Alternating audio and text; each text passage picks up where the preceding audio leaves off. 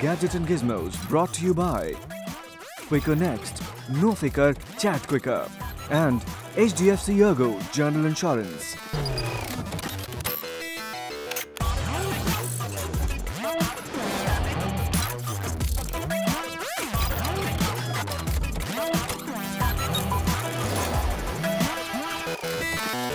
Welcome back, you're watching the Gadgets and Gizmos show with me, Siddharth Sharma. Now, all you gamers, hold your breath. There's a new game in town, it's called The Thief. And next up, Sahil Maniktala gets you a review of this new game. Hey guys, what's up? It's that time in the show where we get you some top quality gaming action. And this week we got a brand new game called The Thief. And as the title suggests, it's about a thief who steals things. So next up, let's find out if this game makes you feel like an epic silent superhero or an idiot stumbling in the dark. Take a look.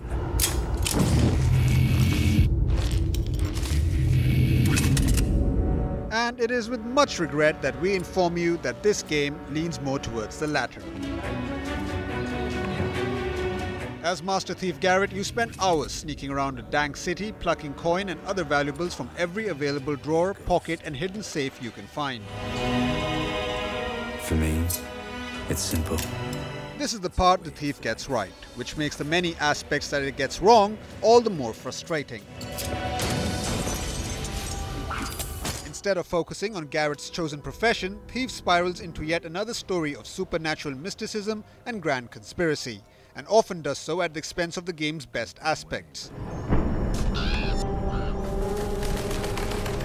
Moments of true thievery are frequently left to side missions, which leaves roughly 10 hours of story in which you navigate boring mazes of narrow corridors, dull traps and dim-witted enemies, all for an end result that does nothing but underscore what a colossal waste of time the whole game ultimately was. It's changed. Now in terms of graphics, the Thief runs on 1080 pixels and 30 frames per second, although it doesn't feel like that at all. While playing the game, I did notice some lags, the occasional drop frame rates and some audio glitches. So not only does this game fail on a creative level, but also on a technical one. Time's moved on. Also, it really doesn't help that the Thief's story missions often seem only mildly interested in the main protagonist's role as a thief. Replaced the old. Sure, the entire game is built with keeping stealth in mind and your character is given some nifty abilities. But what's the point if he can't use any of his thieving skills and then spends the entirety of the storyline investigating a supernatural mystery of no particular interest? Somewhere in here rests the Baron's precious heirloom. Now, not to sound completely arrogant, but I couldn't find a single thing that stood out in this game. Everything from the storyline to the characters, even to the art direction, was a complete failure. It felt as if the game developers just didn't want to make this game. And you know what? It sadly shows in the overall performance of this game. But above all else, Thief's greatest crime is one of boredom. Too much of its gameplay lacks excitement or satisfaction. Instead of feeling like a master thief, you mostly spend the game feeling like a generic first-person action hero who just happens to be especially bad at fighting people. You really do have to work very hard to find the fun bits of Thief, and more often than not, the payoff just isn't worth the effort.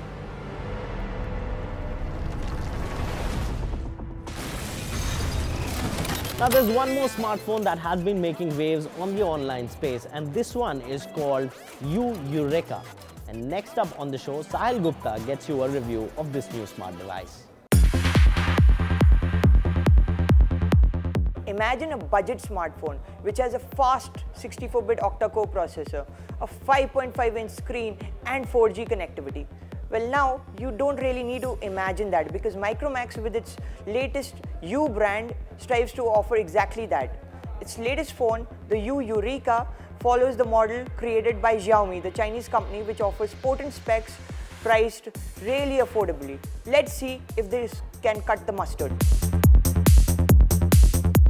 As you can see, this is quite a large phone. It has a 5.5-inch screen which makes the Yureka a phablet. On the back, it has got this matte finish. It feels like rubber and feels really good to hold. It becomes a bit of a fingerprint magnet and gets smudged quite easily, but overall it's a really ergonomic phone and it's really well built. The big deal about this phone is that it just does not feel like a Micromax phone. This 5.5-inch screen has a 720p resolution, which is not very high in the scheme of things, but overall the color reproduction is really good, and overall it's also pretty crisp. The color temperature of the screen is on the colder side of things, which means there's a kind of a bluish hue to the screen, but it looks decent, and in comparison to the Xiaomi Redmi Note, I felt this was better. Big deal about this phone are the specs. Now this is one of the first phones in the market to be powered by the Qualcomm Snapdragon 615 octa-core processor.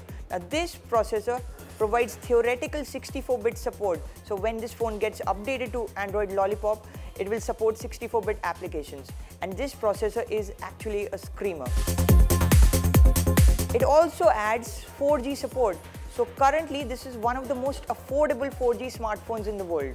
Apart from the processing grunt that this phone provides, it also has 16 GB of internal memory and a micro SD card slot. This means this phone provides more internal memory than what one finds at this price point. There's also 2 GB RAM, and it's also a dual SIM smartphone.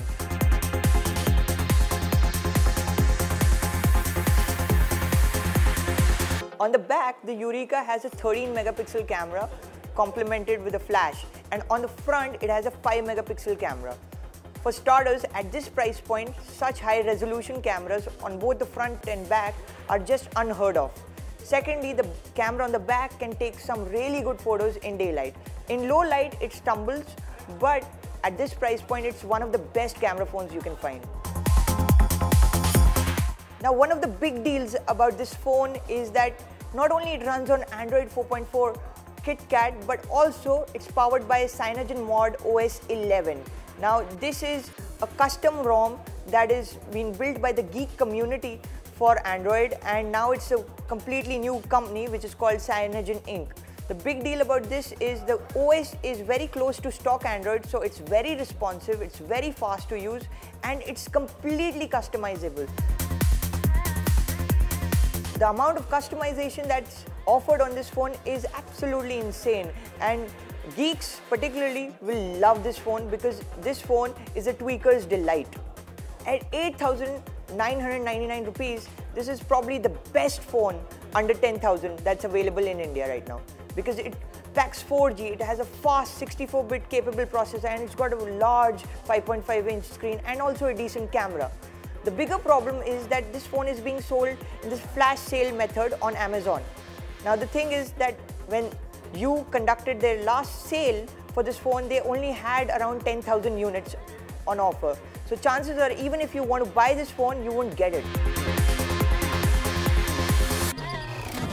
And with that, it's time for us to say goodbye on this edition of the Gadgets and Gizmos show.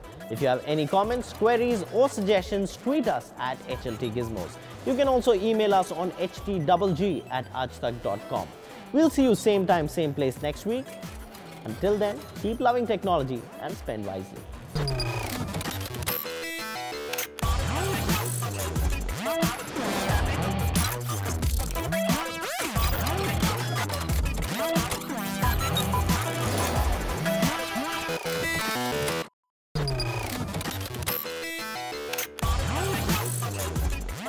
Gadgets and Gizmos brought to you by Quicker Next, No Fikar, Chat Quicker, and HDFC Ergo General Insurance.